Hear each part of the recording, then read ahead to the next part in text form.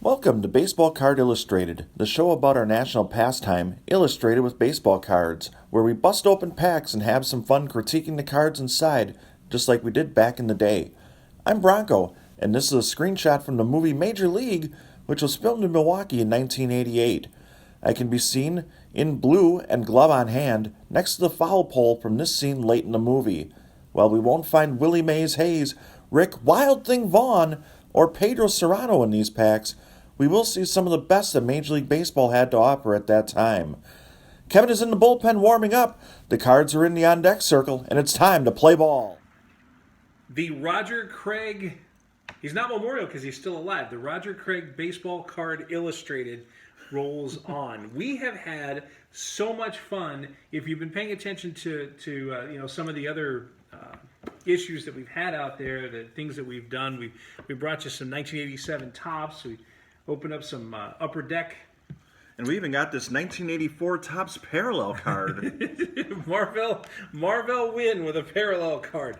30 years ahead of his time. Who knew? So, we're going to branch out a little bit. We have not done Fleer to this point. So we are going to go full 1988 Fleer. This is, if you're a baseball card collector, you remember this era as a very different era. There were classic old baseball cards, and then there was the 80s when baseball cards became a really big deal, but they were they still had the same kind of look like they used to. And then came the era of mass production, and these cards are still floating around for less money than they cost in 1987. Well, by the time we got here to 1988, they were both mass-produced and designed in a very unique way. I gotta say, I always liked this design. It seemed obviously different, but kind of fresh in a way. I don't know how well people think it has aged, but it's something I always kind of liked. So we'll take a look at it and see what you think. Stylish for the time. The only thing missing is a very, very bright pink polo shirt. And it's funny because a lot of those styles are all the way back. Like at various times in the last 15, 20 years, styles from the late 80s have completely come back. All of them. All of the bright colors. So here we go. It is the 1988 Fleer pack number 1. So my question to you is, do we begin with the sticker because it is the first thing that pops out? Sure, absolutely. All right, so here we go. But one of the great things that you could see back in those days were these things right here. These were logo stickers, and at that point, you would have logo stickers combined of a couple of teams. So you have the White Sox and the Twins, but you notice that you have these things that are all removable. So you could color up a notebook. You could really make a notebook for school, or maybe the wall of your house if you really wanted to make your parents angry. You could really have some fun. But here's the other half. There's another side to this. On the opposite side, information about a stadium. Completely unrelated to what's on the front, because in this case, we are looking at Atlanta Fulton County Stadium. You don't know anything about that place, do you? Never been there. Never went to a game there. Although the funny thing is, if that said on the top, Riverfront Stadium, you wouldn't know. Or Busch Stadium in St. Louis of the time, you wouldn't know. Veterans Stadium, you wouldn't know. Three River Stadium, wouldn't know. Right? Well, I think you could tell this is Atlanta, though, because if you look carefully, there's not many cars or fans present in this photo, so that might give you a small tip as to which stadium it is. Yeah, they were actually in the third inning of a game when they took that photo, I believe. That's the thing. So logo stickers, we'll have some fun with that. Let's go straight into it. I gotta say, I know we talked about this on another video, but I really do like the White Sox logo from this era. Yes, with the batter. I'm gonna say I think we might have to give Roger Craig some company up here and throw a sticker up here at some point. The prescient Roger Craig. He's been the only thing that we've seen that's come out of this in this amazingly positive way. He's taken this Giants team of nobodies and made the playoffs. All right, here we go. Let's dig right in. I'm going to get you the first card out, which is I always do the wax stain card first. And it is. At least it's not from the gum this time. Right. Yeah, there's no gum in these. Mike Moore, who I believe went on to be a documentarian. Oh, that's Michael Moore. No, Mike Moore was a Mariners pitcher, Oakland A's pitcher, I think, too, in his career. But And he was sitting in the front row. yeah, he's that's the thing about these designs. Now these are very new. And by the way, here you can tell that you're in your full late '80s new logo designs because the Pitchfork M is gone. It's the S and then those M's. Not only was this one of the first cards of the career of Mike Moore, it was also one of the first cards of this lady's career. Yeah, I think it's her rookie card. Isn't there something extra that goes with that? I want to say there is. All right, so when you get into this time of year, you've got some tremendous stories to tell. Did you put an RC on that? It's actually her rookie card. There it is. We looked it up, so there it is. Verified rookie card. So if you're watching out there, please comment below. We'll be happy to send this to you, or maybe we can get you to sign it, and you can send it back, and we'll put it up next to Roger Craig. I think it'd be funny if Mike Moore commented. What do you mean that's my rookie card? All right, well, I want to go right into the biggest piece of history out of this one because there's a lot here. Paul Molitor, that's your boy. The Igniter. Coming off a tremendous 1987 season, by the way. Hitting streak, 39 games, one of the best offensive seasons of the entire decade. I don't know how well these numbers are going to show up on here with this card, but if you look at 1987 there, batted .353, scored 114 runs in 118 games. Wow. To go along with 16 homers, 75 RBIs. We'll flip Molly back over here. So the thing How is, was he not the MVP of 1987? I have to think of who that was. In the National League, it was Andre Dawson over Ozzie Smith. Well, here's my thinking. When he went out with injury that year in 87, the Brewers went into a tailspin. Yeah, I was going to say that the fact that you don't have 162 games for him tells you that that he wasn't around for that whole time. It's significant for the team. Yeah, not to take anything away from George Bell, who won the MVP award, and I'll let you go over the numbers for George Bell, but I don't know if anybody had more of an impact than Paul Molitor that year. 47 homers and 134 runs batted in. And I think one of the things that you'll see in this set, in this era, that's going to be interesting is the increase in home runs, the first relive ball era.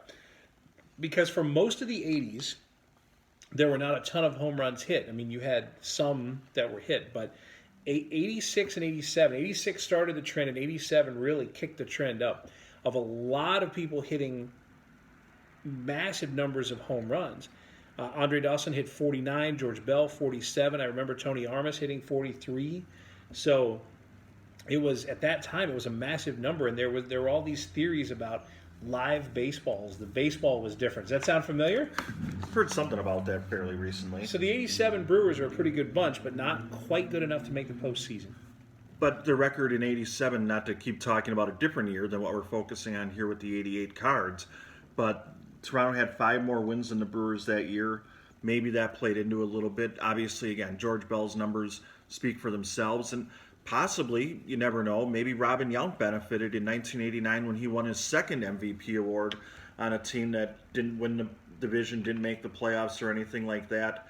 So maybe the voters gave it to a different Brewer to kind of make up for 87. So there it is, Paul Molitor. That's your superstar of the pack. All right, let's have a little fun with what's in here. Okay, first of all, here's hotel magnate Howard Johnson. I'm going to say, if you redeemed 4 of these cards back in 1988, you got 1 free night stay. Anywhere in the country. It was a great deal. I think the best part is that the Howard Johnsons of the time all had the same color scheme, and they were the Mets color scheme. It was a lot of orange and blue. That really was. So that's Howard Johnson was playing for the right team. All right, let's fire this up in the most unfortunate name category. Bob Home Run. Not since Homer Bailey have we seen a pitcher with a more unfortunate name, although he had a long career and is still hanging around. Bob Walk, different stadium, but same kind of picture as Mike Moore was, except we don't have a rookie of some fan at the game that particular day. Poor Bob Walk. He didn't have to share his rookie card. Here is an interesting. There were a lot of specialty cards in the '88 Fleer set, and here is one of my absolute favorites. That is called Game Closers, as opposed to some other type of closer. Apparently, they've shortened it since to just Closer. Just Closer. And apparently there were only two back then. Steve Bedrosian and John Franco. Steve Bedrosian pitched another 5 or 6 years. John Franco pitched another 30. I'm going to say many-time All-Star John Franco. Well, both of them, actually, but... That's a lot of fun. If you wondered what 1977 looked like, or 1978 looked like in 1988, Ron Guidry was a full decade removed from being the best pitcher in the game, but he was still hanging around. And as you can see in the background, there were 3 fans to see him pose for this particular photo. Baseball's attendance just looks really bad in this set. Like they're not there for any sort of fans at all. In fact, I think there are more cards like that. Let's see what Jeff Heathcock is doing in Houston. That's an actual like decent crowd. It's a couple of people. Yeah, I was going to say there's a few people there. So what do you think the photographers did at like 1 o'clock when the game started? Did they just go home? I mean, how many of these...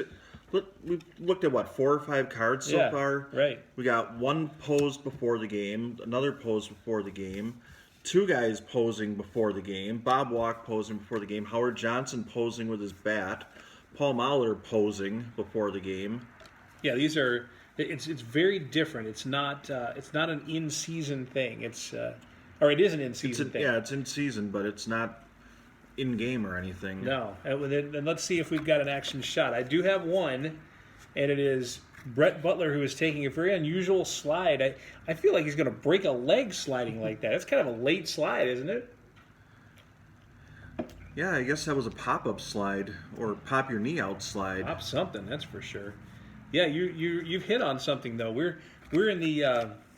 Baseball was either suffering from absolutely terrible attendance or a bunch of 10:30 in the morning pictures. And bad logos, as Minnesota adopted this look late in the 80s. And the White Not Sox to mention what the one. White Sox did with this one. Right.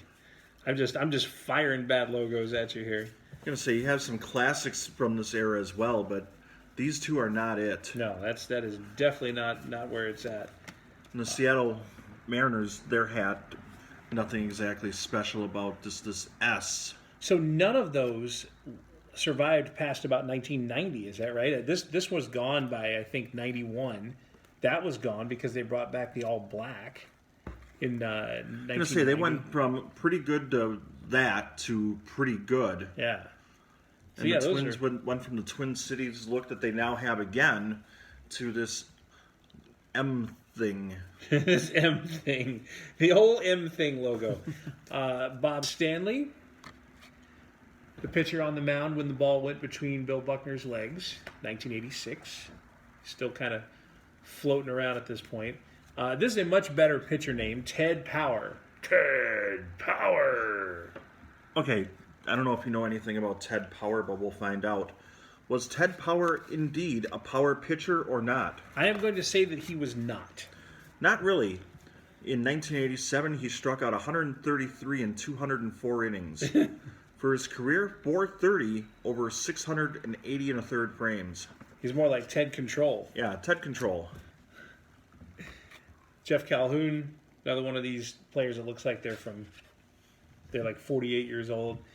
Brian Dayette, who I believe was a nice little power hitter, but never got a starting spot. And this guy is a legend in Atlanta, Glenn Hubbard, part of the double play combination for many years. Glenn Hubbard at second base and Rafael Ramirez at short, and they were both small people that got a lot of things done. He was not a great hitter, but he's one of these highly. I feel like Glenn Hubbard is to Atlanta what Jim Gantner is to Milwaukee. I think Gantner was probably a better overall player, but basically in that sort of not a superstar, but absolutely well known to folks. So there is pack number 1, 1988 Fleer on the books.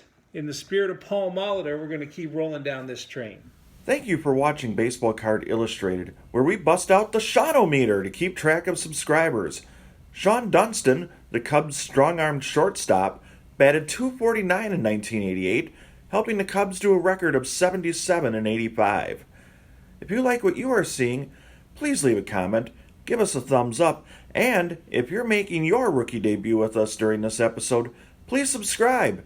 In the words of Bartles and James, we thank you for your support. We are venturing back to the year 1988. Grab the loudest colors in the closet because the 88 Fleer set is where we are focused. Fun designs, funky photos. We've just Strike had a pose. Strike a pose. That's it. 1988. This is pack number 2 of our 1988 Fleer cards. Let's see what kind of fun we have. And of course, we start with the logo sticker, and it is the Baltimore Orioles. Famous because in 1988 they were terrible. 54 wins, which that's a nice number. Except when you're playing 162 games, which means you lost 107. So they were 54 and 107. And the Atlanta Braves at that time? Atlanta Braves 54 and 106. Yeah, so the Atlanta was always thankful for Baltimore back then. Both of them eliminated from the playoff contention by April. Yes. And it's amazing because the Orioles had 2 Ripkins and still managed to be in that position. All right, let's see what kind of fun we've got in this pack here. Oh my goodness, we've come up with the superstar of his time frame. In 1988, this was the card you wanted to pull. There it is. Jose Canseco, one of the Bash brothers. Amazing. That's that guy right there. And his time was setting all kinds of records. He was doing all kinds of crazy things. You know, he burst on the scene in 87 and hit a ton of homers, and then in 88 he was a 40-40 guy. Finished it off in Milwaukee with a stolen base. Did he get to 40-40 in Milwaukee? I was at that game. Wow, that's amazing. At that time, he was revolutionizing the game.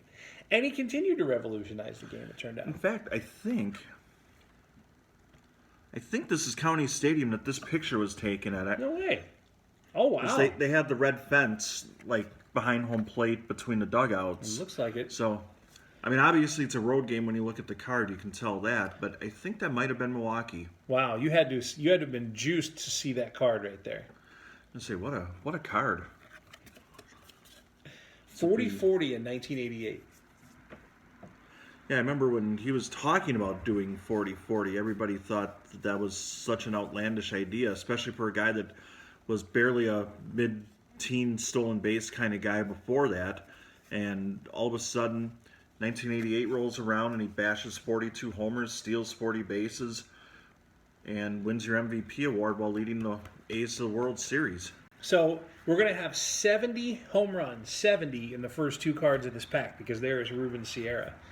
Another, we won't call him a superstar, but he was certainly a nice pull in a pack back in the day. Probably one of the more underrated players of that era. And maybe because it was, he was doing his damage in Texas, which wasn't an especially strong club at the time. They won 70 games in 88, but definitely one of the more feared hitters of that time. Ruben Sierra was, and I think his rookie was a year or 2 before his rookie card, so it was still early enough that was a good pull. That was one that you wanted to have for sure. All right, let's go have some fun here, shall we? So Canseco and Sierra as your first 2 cards in a pack. I don't think we're going to be able to match that star power. However, anytime you can pull Gary Carter up there, that's a pretty good one. Kind of looks like he's got the same pose in a lot of cards. It's like the mask is always off. He's looking at somebody kind of inquisitively, like, what's going on over here? But you guys put that away. Yeah. You just gave me a sign for a knuckleball. We don't even have a knuckleball pitcher on the mound. How is that possible? But we do have a guy that will throw a knuckleball next. There he is, Tom Candiotti. Now talk about a relic of his time. Tom Candiotti's knuckleball would travel 50 miles an hour, and he was a legitimate major league pitcher. He wasn't an ace, but he wasn't the worst pitcher on a staff. He was actually workable. I'll say he actually got his start with the Brewers in the big leagues. Pitched a couple games in 1983 before he was traded, and 84 too, I should say. Wow. And then kind of had his breakout with the Indians, and not a big strikeout pitcher, but did strike out some guys. And as you would guess, for a knuckleball pitcher, walked a lot of hitters, but certainly serviceable and a big part of the Indians', I don't know if I'd call it success of the era, but rotation, if nothing else. Kept him from losing 100 games. And then here's an established veteran of many years. How many times did Bill Madlock drive in 90 or more runs in the season? I'm guessing you looked this up. I did. I would not have known before 8 seconds ago. I would have guessed like 2 or 3. One One time. You know how many times he hit 15 homers in a season, which is none by modern standards? One. Two. He had 15 one year and 19 one year. So it's amazing because Bill Madlock was considered one of these just really high-level players of his time. He wasn't a baseball card superstar, but he was a baseball mainstay. But his numbers today would not have worked out so well. All right, let's see what other surprises that we can bring into this one. You still had Mustache Game. Got to have that. The very tall Gary Lucas and the squatted down John Moses giving you mustaches. So the Mustache Game from earlier was still going strong, and also Scott Garrelts. Scott Garanimals. This is something you saw a lot back then, is if you kind of look here at what he's wearing under the jersey, this kind of like jacket-like substance. Yes, on the underside of the jersey. Very, very weird, right? Like a warm-up underneath. And I guess if you're in Candlestick Park, you had to find a way to stay warm, but that's a weird-looking combination, isn't it? But the Brewers would wear that from time to time, too. Those cold games. It just kind of looked shiny and not like the more a surface like your normal undersleeves or whatever you would wear under your jersey. I can tell you that this was not taken in Kurt Ford's home park. Not unless they got palm trees in St. Louis. How did that happen? Here's another fun one. Here's a young man by the name of Sean Abner, San Diego Padre. What is Sean Abner's biggest claim to baseball fame? That he went straight from Little League to the big leagues. He basically did. He was a number 1 overall pick. Sean Abner was. In I believe it was 84. He was a number 1 overall pick in 84. He didn't get to the big leagues until 87. But yeah, this was a former number 1 overall selection. Just goes to show you scouting is not always correct. I'm going to say it's an inexact science. All right, what else is in this pack of fun? 1988 Fleer. You have a lot of these sort of portrait-y pregame photos, a lot of daytime photos going on there. Tim Laudner, believe it or not, a 1988 American League All-Star. No way. He was an All-Star. How did he do? Well, let's see what he did in 87. Yeah. I was kind of stunned when I was looking through some stats. And in 1987, he batted a solid 191. So all of the hits in his career came in 1988, the first half of 1988. Wow, that's amazing. Before the All-Star game. That is some kind of incredible. Okay, let's talk stadiums. Here is Luis Aguayo, and I would think that is Veterans Stadium behind him in Philadelphia, right? In the cookie cutter era, I think that's right. Because they always had I don't even know what those were, the symbols. I'm guessing like denoting division or playoff championships or some kind of awards that they had won as a franchise. But here's Willie Randolph, who had a lot of very good years, a couple of different teams. I don't know where he is in that photo. That's not Yankee Stadium. I was going to say that almost looks like something like Candlestick Park if you look at it. Yeah, which at that time, chain link fence behind them. Right? That would be a really weird thing to have because obviously they didn't do that back then. Is that the Angels Stadium maybe? Could be. Back in the days before everything was sponsored. Bob Kipper, I don't know where he is either. I'm not sure he knows where he is. Yeah, see, I think Kipper. Here is evidence right here that these pictures were taken, these photos were taken early in the morning because he's not awake. He's not awake. He's like, who are you? What am I? Why am I wearing his warm up under this thing? I'm not even on this team. And then there's Jeff Sellers doing some things for the Red Sox. That's an in-game action photo right there. So the action photos indicate that you are probably not a superstar.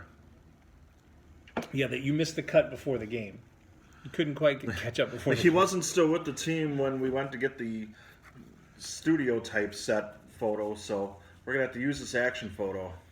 1988 Fleer, 2 packs in, and we're having all kinds of fun with these guys. You never know what kind of rookies you might find. You know, there's all kinds of fun things that could happen. I'm going to say, And you got stickers. So and then here's the other thing, by the way, going back to the logo sticker to start it off. The back is about Memorial Stadium, the home of the Baltimore Orioles back then. So that actually was about the Orioles. Capacity of the stadium, 54,076.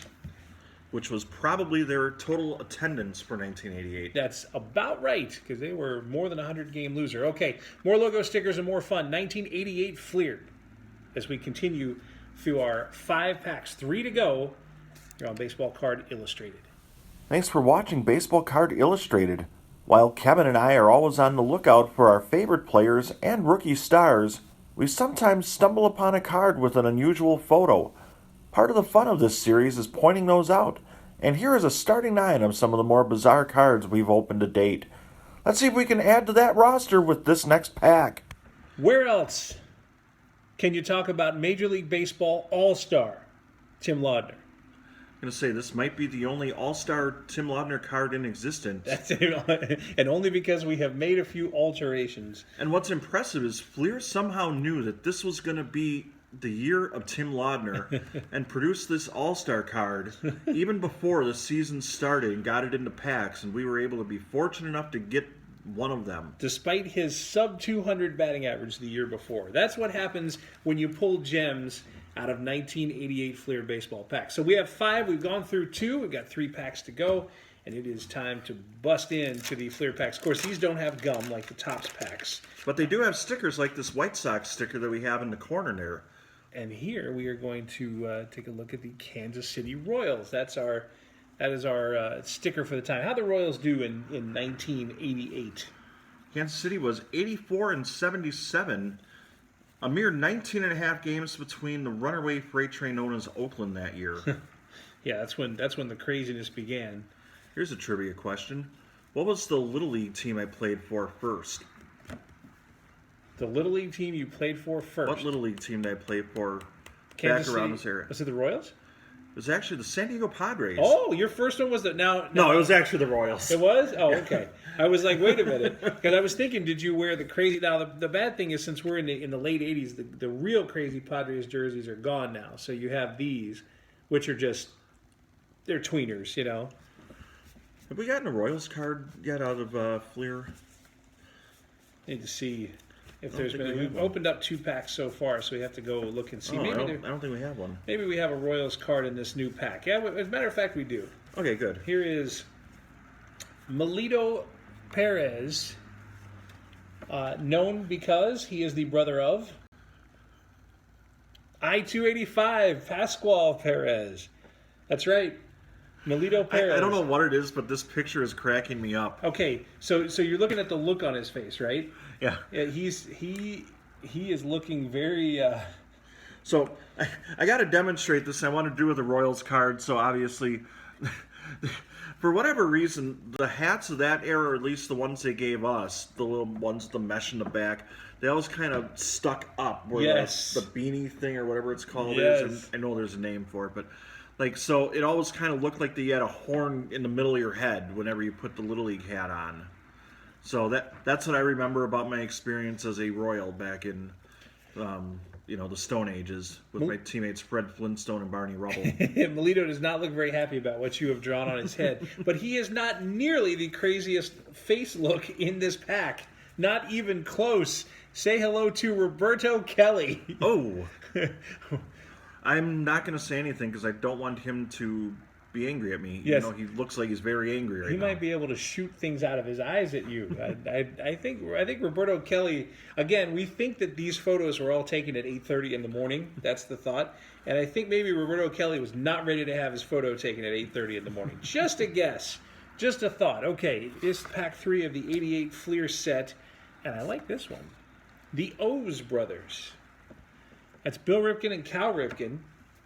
Now, those of you who know your baseball cards know that Bill Ripken is a name that is supremely infamous in the baseball card world. But that had not happened at this point. I was going to say we were a year away from finding out about Bill Ripken in a much grander scale than just being Cal's brother. Bill was just a dude at this point, a dude with a famous last name, but he would he would eventually.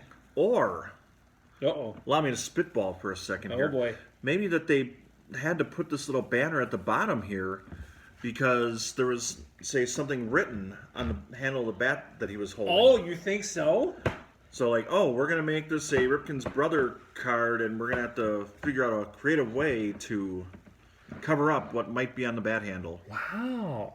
So you may have uncovered a conspiracy theory in baseball card terms, which is to say that the Bill Ripken photo in the '89 set, the infamous one that they had to change all those times, might not be from that year. It might be an old photo. Wow. Of course, we love Bill Ripken for his work now on MLB Network. Yes, that's what I know him for. I Yeah, don't know about exactly. what you're talking about. That's the number one thing for Bill Ripken at this How point. did he never get like a whiteout sponsorship or anything out of that? Seriously, or something. I would have turned that into something. Okay, if you can't talk baseball cards without talking video games, and in this case, to me, this card that we just pulled out of this pack number 3 of this '88 Fleer, it's a famous, an extremely famous person in video game history, but for the wrong reason. Do you know where I'm going with this one? I'm assuming we're talking RBI Baseball. It is RBI Baseball. And in RBI Baseball, for whatever reason, I still don't understand why, the All-Star teams have Al Padrique as the starting National League shortstop.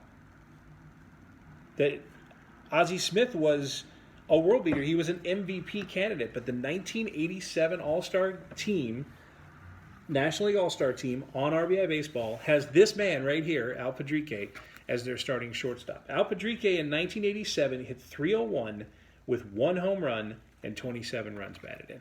And taking a look at your National League All-Star shortstops from 1988, it's not like we had none to choose from. We not only had Ozzie Smith, we had Barry Larkin, a Hall of Famer, and the Sean-O-Meter, Sean Dunston. Sean Dunston, who's pegging 110-mile-an-hour throws over to first base.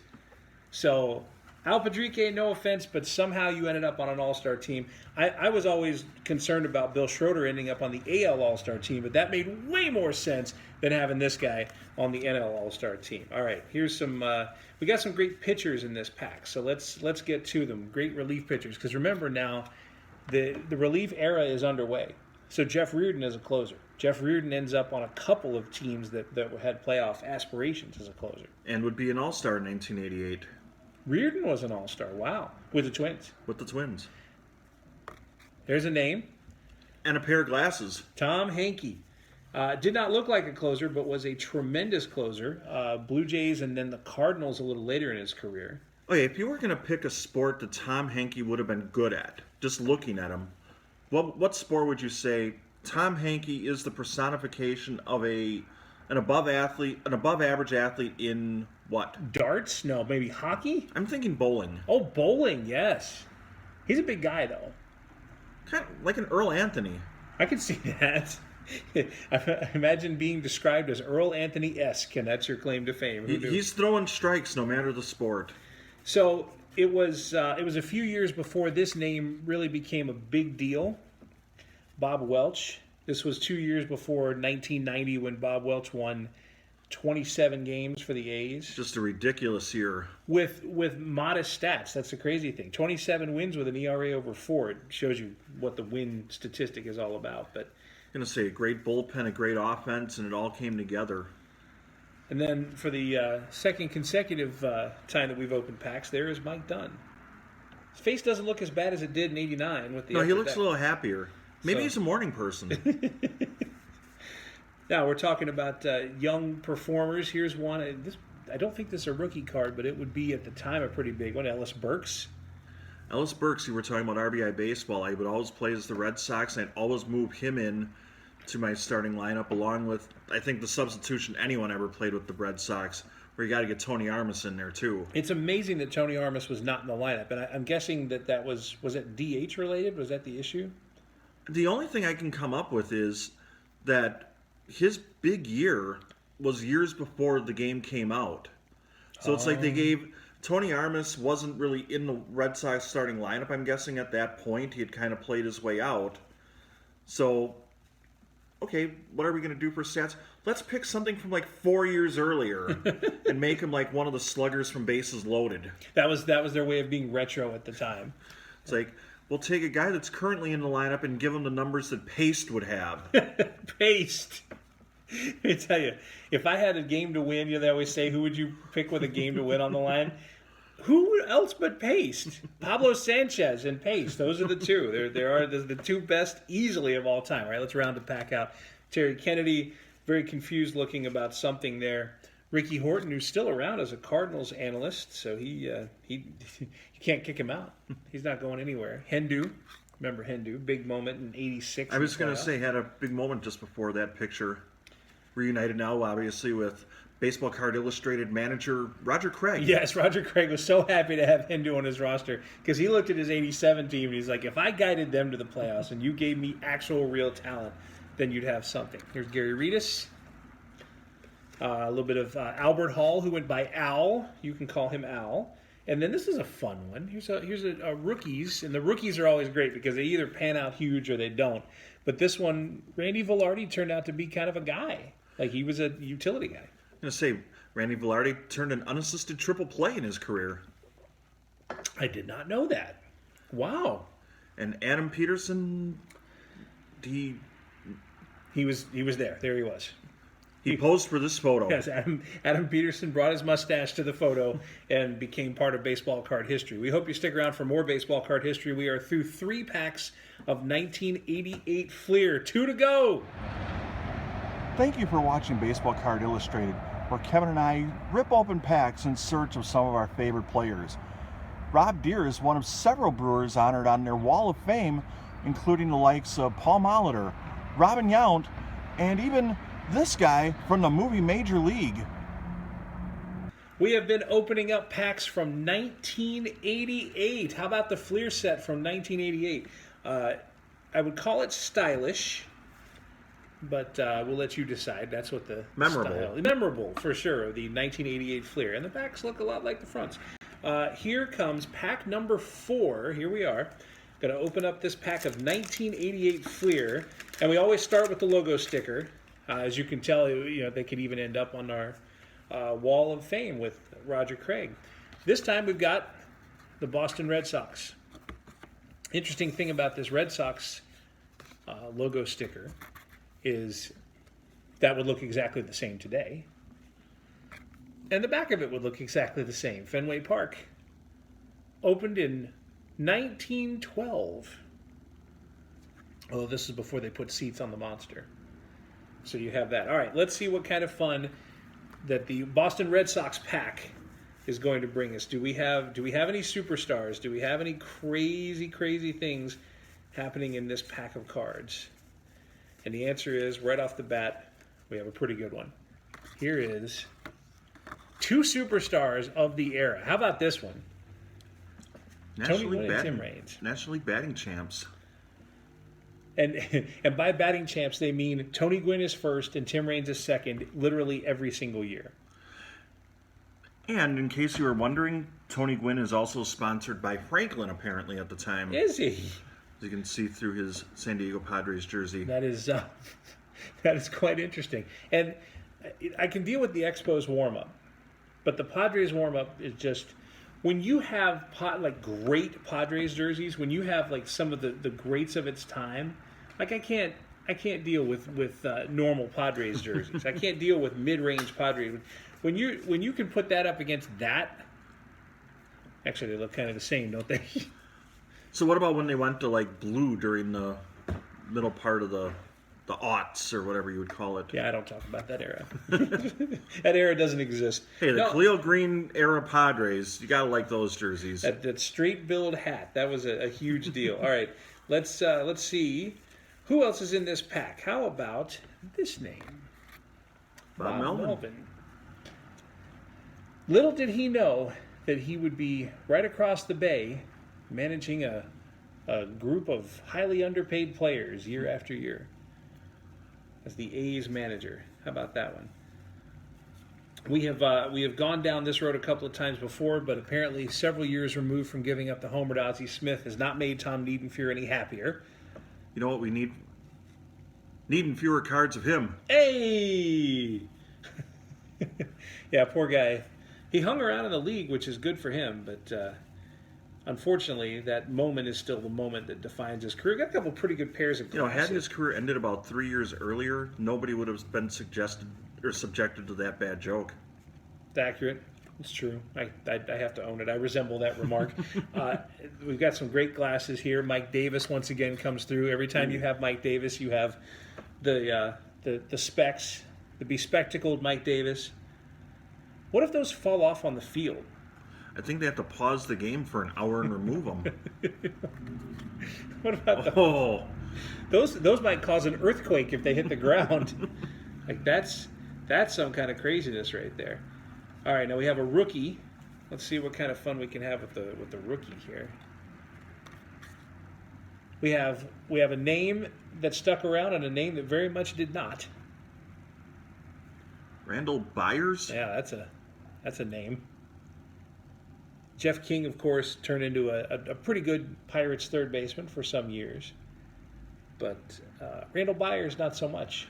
So if you're a player in 1988 going through this set, are you kind of looking back? It's like, I had a 50-50 shot of having a pretty productive career. Yeah, right? Cause if I'm on the left side of the card, it's looking pretty good here. Well, because that's the same set that has Mark Grace on the left and Darren Jackson on the right. I'm going to say we got Randy Velarde and Adam Peterson from earlier. So Fleer basically picked someone they knew would be good and paired him with someone that they were really unsure about. And so far, all the ones on the left have taken care of business. Okay, I want to be a left side rookie card. We're very much about finding these backgrounds and backdrops in the '88 Fleer set, and this one is fantastic because where in Major League Baseball is a pole or a railing wrapped like that? I gotta say Texas because it looks like the home jersey, but I wonder what color that started. I mean, is this one of those things that over the course of a season they've been wrapping duct tape around it? I was going to say, did the players do this, or was maybe this some decision that the clubhouse manager like, hey Billy, go to True Value and buy 17 rolls of duct tape. We're going to tape this thing up here. And it became, with every home run, they would make more duct tape. Eventually, it got so big that it blocked their path out to the field, and they had to tear it down. Oh, the stories. The stories. A lot of middle infielders in this Curtis pack. Wilkerson played infield. Yes, all over the infield. In fact, the Rangers didn't do so well in '88 because they tried to have him play all four positions. There's some Frank White for you. You could have a little all-star middle infield there. Frank White, Dick Schofield. All-star is a stretch. Dick Schofield had a pretty busy afternoon, it looks like, there. He's wearing the entire infield, it looks like. He's been practicing his sliding drills significantly. Now, we were talking about backgrounds. I want to know, where was Stan Jefferson? Where is he hitting where this photo's being taken?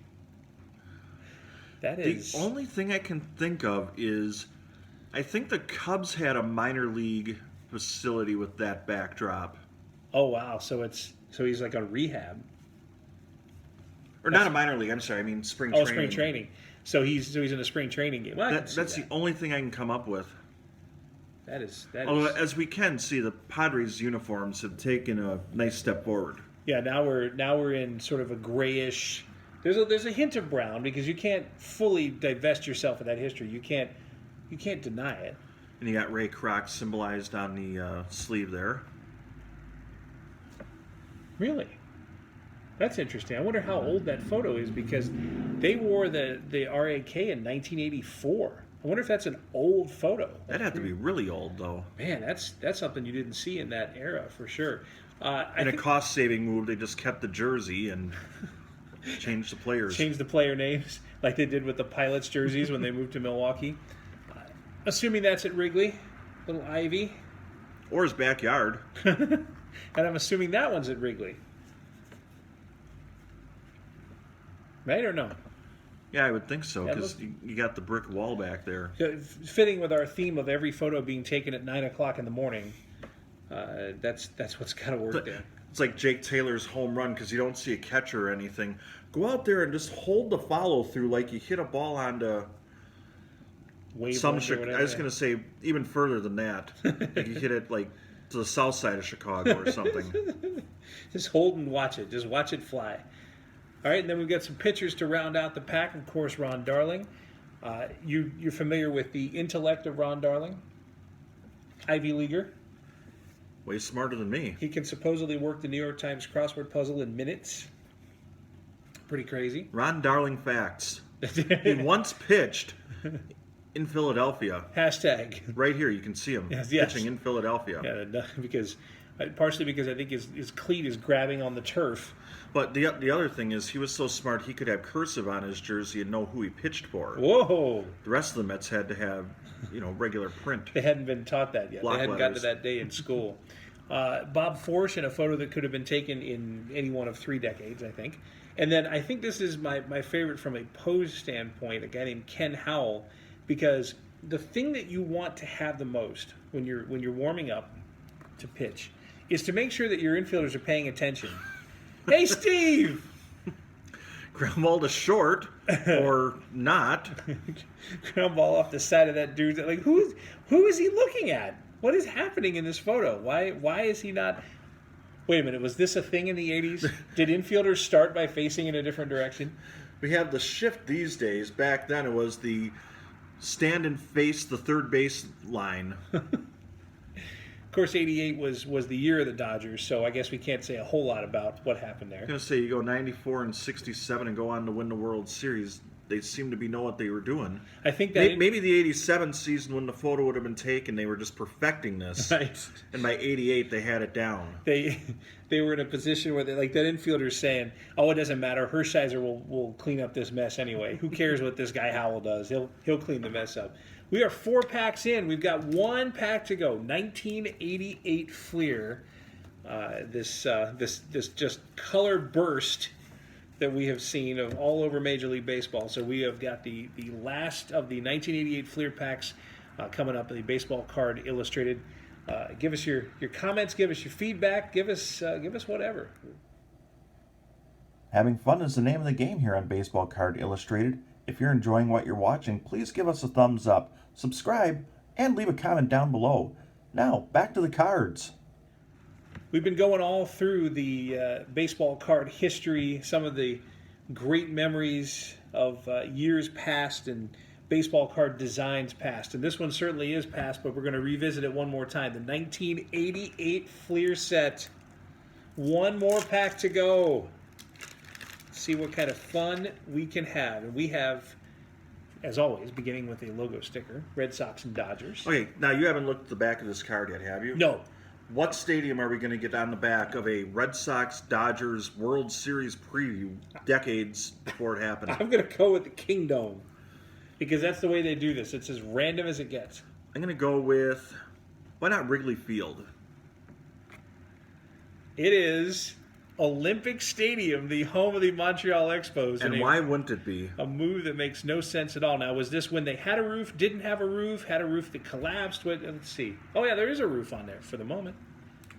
That's a rarity. Here, you want to have some fun with that while we go through and see what's in this final pack? Oh, my goodness. We're going to have some fun. And right off the top, we have one of the best things I've seen yet. Ladies and gentlemen, in the first of 27 seasons in the big leagues, it is young Jamie Moyer. You didn't think a young Jamie Moyer existed. You thought he was 40 when he debuted. There is young Jamie Moyer. Jamie Moyer pitched, 6 different decades in the big leagues? It felt like it. I was going to say, I think he pitched to Babe Ruth, Ty Cobb, Rogers Hornsby, Barry Bonds, Christian Yelich. Yeah, Trout, yeah. Anybody that's been in the Hall of Fame has batted against Jamie Moyer. Yeah, there's actually a line now at the bottom of each of the plaques. Here's what they did against Jamie Moyer. Here's what old Haas Radborn in his matchups with Jamie Moyer was 2-2. That's what you got. Jamie Moyer, the ageless wonder. You know who one of his teammates was along the way? Young Roger Craig. There he is. Roger Craig went on to manage many good teams, and Jamie Moyer went on to pitch for other teams. There's an 80s mainstay. George Bell, probably one of the better players most people nowadays don't either know of or remember. So think about this. At this time in Canada, you had these two guys that came out of this pack. You had Bell and Raines as two of the better guys, like you say. Like George Bell was a especially in '87 and '88. George Bell was in a different world, and Tim Raines was one of the best speedsters in the game. This is a tremendous combination. I was going to say, not only that, the Blue Jays had a great outfield at this point. They would have had George Bell, Jesse Barfield, Lloyd Mosby, all were not Hall of Famers, All-Stars at one point in the same era. Wow. And the Blue Jays were consistently pretty good as you got to the late 80s. So if you got those three guys in your outfield and Kelly Gruber at third base, I mean, you've got Tom Henke bowling strikes. Tom Henke throwing those darts. It doesn't really matter what the rest of it looks like. You're in pretty good shape. Yeah, I can't get over how good Canada was at that time. Now we're going to talk about bloodlines. That's the next thing we have here in this pack. You ready for some bloodlines? Let's throw some names up here. Mike Kingery and Lance McCullers. These are two fairly pedestrian names of the time, right? Lance McCullers was a pitcher for a time with the Padres. Mike Kingery, stuck around a while as an outfielder, but I don't think either of these were superstars. But they have two very talented kids playing in the show. Lance McCullers Jr., if he's ever healthy, is going to be an Astros ace. That's a big if. And then the young Kingery is amazing with the Phillies. He's all over the field. So, thanks, Dad. Thanks for these bad poses on these photos. Hey, Mike Kingery's there like, well, maybe one of these days, maybe my kid will be better at this than I am. All right, so there's your Bloodlines version. We need a brewer, and we have one. Mark Clear, big-time reliever back in 1987 during the Brewers' big run at the start of the season and what became known as Team Streak. Had a nice career with Boston, and who else was he with? Clear hung around for a while. Started with the Angels. Oh, wow. Then went to Boston, spent some time with the Brewers. 1986 actually pitched in 59 games and went 5-5 with a 2.20 ERA. Not quite as good in 87, but he was a thing. He was a part of that team. I'm going to say he had that 80s look and everything. And those purple sleeves, which went well with the Brewers uniform. Sometimes, wait, is it just one? Oh, no, it is two, isn't it? It just, they look different because one's in the sun, it looks like. One's purple and one's kind of bluish. That's just a difference in lighting. Here's a fun one. Atlee Hammaker. Toward the end of his career. His claim to fame? Besides having a great name, Yeah. he's the only Atlee I've ever heard of. That's true. He served up the only Grand Slam in All-Star history to Fred Lynn. Is it still the only Grand Slam in All-Star history? I think it is. It was for a long, long time, if it isn't still. But Fred Lynn hit it in 1983 off of Atlee Hammaker. Roger Craig just said, "Get out of here." He pulled him. Yeah, that was it. Craig. It was an all-star game. That's the crazy thing. And Roger Craig wasn't even the Giant skipper at that point. He still pulled him from the game. Imagine that. All right, let's see what other fun we have here. Robbie Wine. What is it with Astros catchers that they show without any of their gear on? He's not even allowed anywhere near the field. No, I'll drink to that. There's a dearth of actual catching gear that's needed. The Astros in '88, how did they do? The Astros in 1988 were still in Houston. Yes. They went 82 and 80, which was 12 and a half games behind the NL West winning Dodgers. So surprisingly, they were a very good team despite not having adequate catcher's gear. I'm surprised by that. I'm going to say, if they could have kept a catcher healthy, they might have been a little bit better. Jose De Leon, who I think just played for anybody and everybody for all those years. I think he was about 14, 15 years of just playing for anybody that would take him. I was going to say, I think his career is kind of like the rec league softball team that calls like somebody that knows somebody that is a friend of somebody else, like, hey, we need a player. Can you come on down? Yeah, Jose That's De Jose Leon. De Leon. Yeah, he's ready.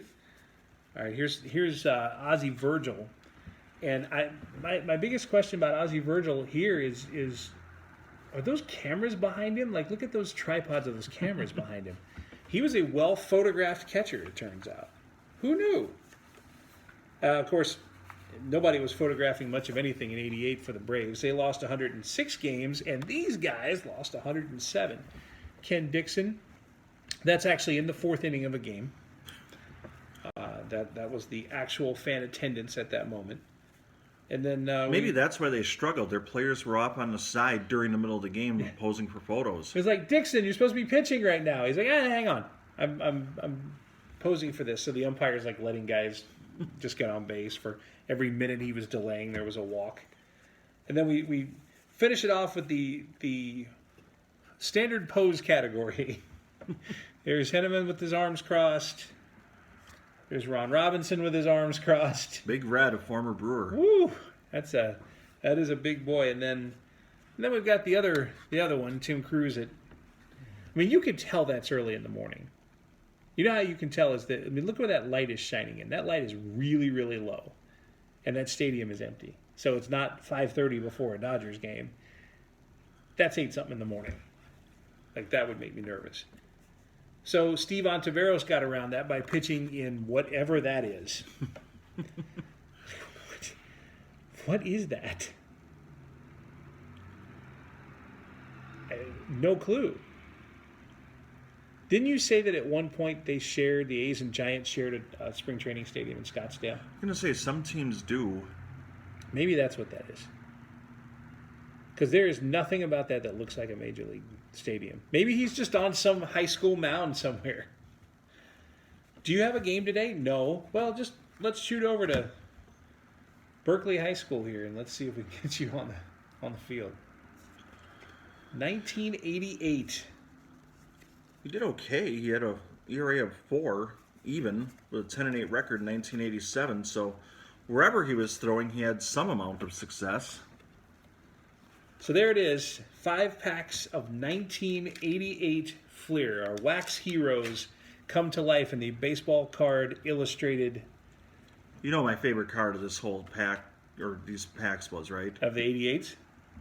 That guy right there, Tim Laudner. Laudner. All-star. How Fleer knew that this was going to be the year of Laudner. It's a very all-star kind of photo too, right? Like he's posing.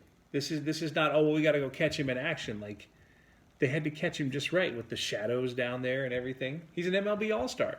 Look at the crowd out to see him. Yeah, there's tens of fans there. I mean, this is a dude that hit 171 the year before. And now he's an All-Star.